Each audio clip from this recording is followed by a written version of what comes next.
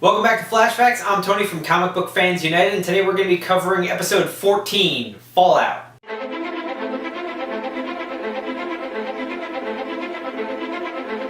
This episode actually had quite a number of pop culture references, with the Terminator and Back to the Future when discussing time travel. Then there was the Game of Thrones reference in the newsroom, and then at the tail end of the episode was a Friends reference. So again, this just goes to building up this idea that these people live in a real inhabited world with, entertainment and things to talk about. Professor Stein has quite the theory on how time travel works in this world.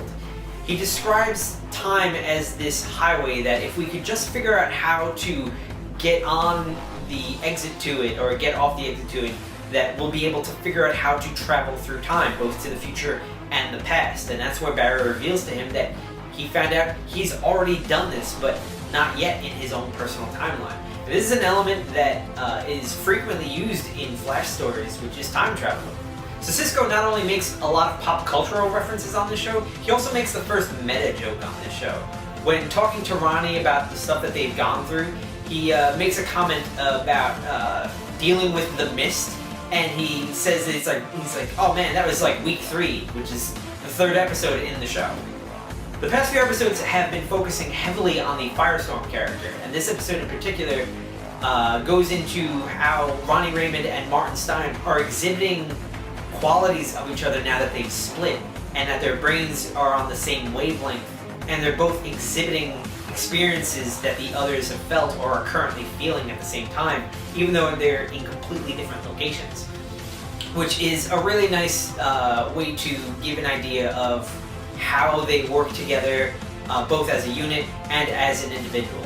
An element that I'm really appreciating from these CW shows is that they've been very willingly name-dropping locations from around the DC universe. Whether it's Nanda Parbat or Coast City, where Hal Jordan hails from, this particular episode name-drops Midway, which is where Hawkman's from. A few episodes back, I talked about how Barry Allen is going to have to go back in time and experience his mother's murder now as an adult and save himself. This episode he learns that fact, but he thinks he can actually save her. And I realize now that they could very easily go down the road of doing a Flashpoint-like story where Barry saves his mom, but when he returns to the present, he no longer has his powers and the world has gone completely chaotic. And he comes to the realization that for the betterment of the world, he has to let his mom die. Lastly, let's talk about that ending though. We've been waiting for Gorilla Grodd since episode 1, and they did not disappoint. In fact, they went above and beyond for this one. A few episodes ago, I talked about how Gorilla Grodd, last time we saw him, he had glowing red eyes, and this episode basically confirms my suspicions from back then, which is that Gorilla Grodd is going to be given to us with his full psychic capabilities. The way he kills Eiling in this episode, just before he drags him off, he responds to Eiling by saying, "Not God, Grodd." And that's not something he spoke. He thought that, which means that he clearly has his psychic capabilities to him, and that's one of Grodd's best weapons. It's not just he's an animal with crazy brute force. He's hyper intelligent, and he will rather just rip you apart mentally before he even has to lay a hand on you. And if we're getting a hyper-intelligent psychic gorilla on the CW, and it looks amazing already, imagine what else we could possibly get down the road.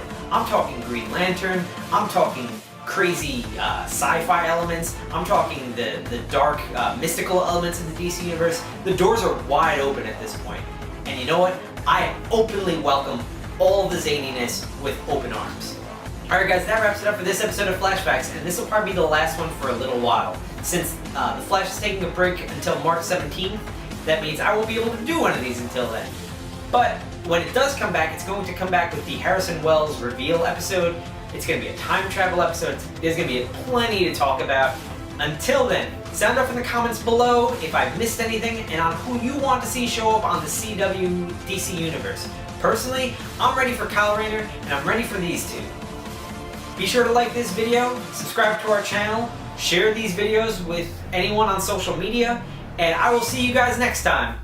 Bye.